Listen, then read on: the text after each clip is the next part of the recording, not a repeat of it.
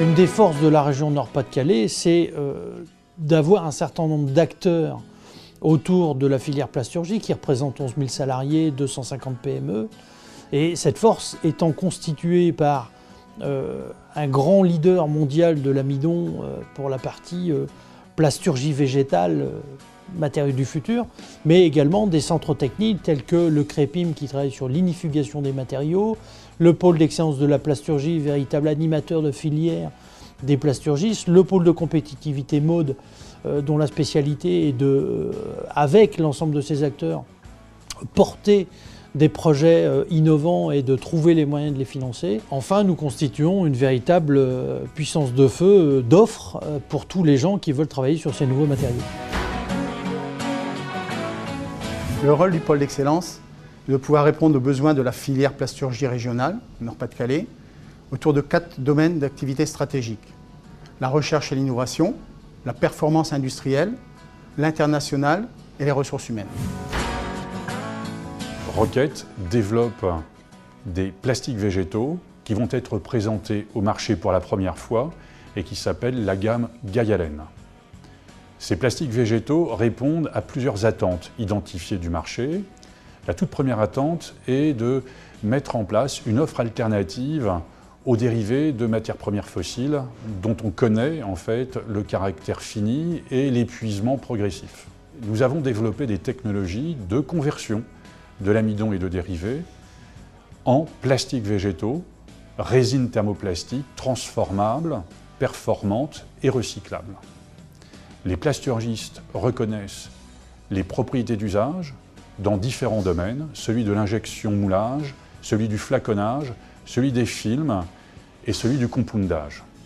Aujourd'hui, doté de plusieurs grades Gaialène, Roquette présente à ses prospects de la plasturgie l'opportunité de développer une nouvelle segmentation de plastiques végétaux. En effet, le bilan carbone de ces nouvelles matières est éminemment favorable.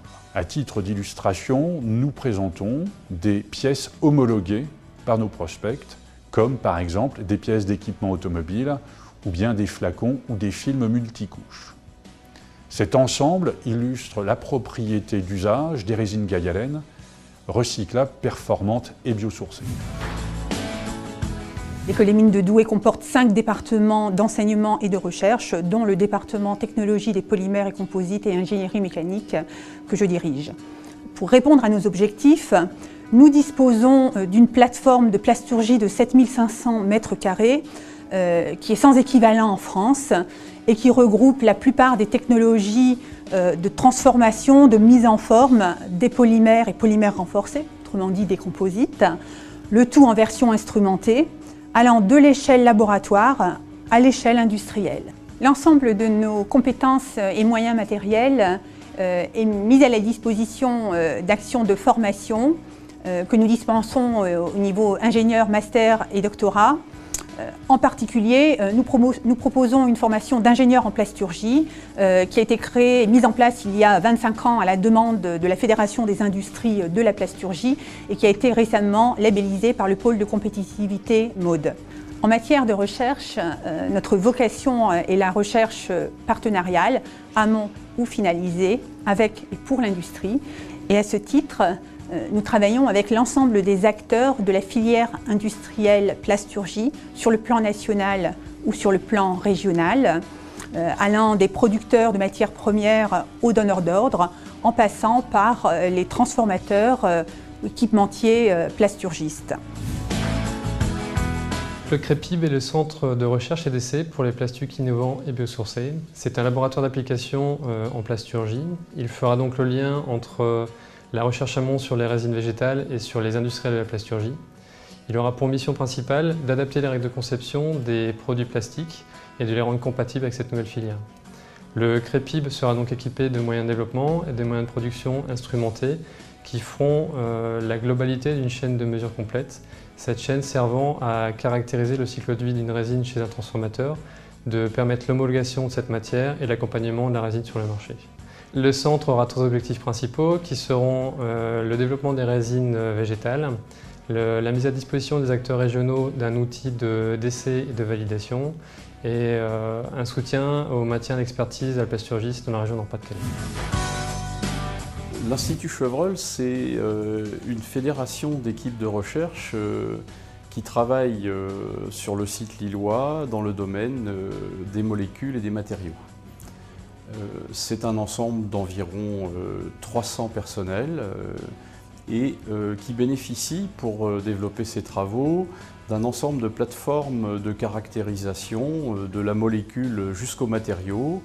Alors si on liste quelques éléments, spectrométrie de masse, rayons X, microscopie électronique, résonance magnétique nucléaire, analyse de surface, donc un ensemble de techniques très importantes pour caractériser toutes ces molécules et tous ces matériaux que l'on peut concevoir. Les enjeux de ces plastiques végétaux, c'est vraiment de faire des matériaux très techniques, à haute valeur ajoutée, avec bien entendu tout un programme de recherche important à mettre au point dans les années qui viennent.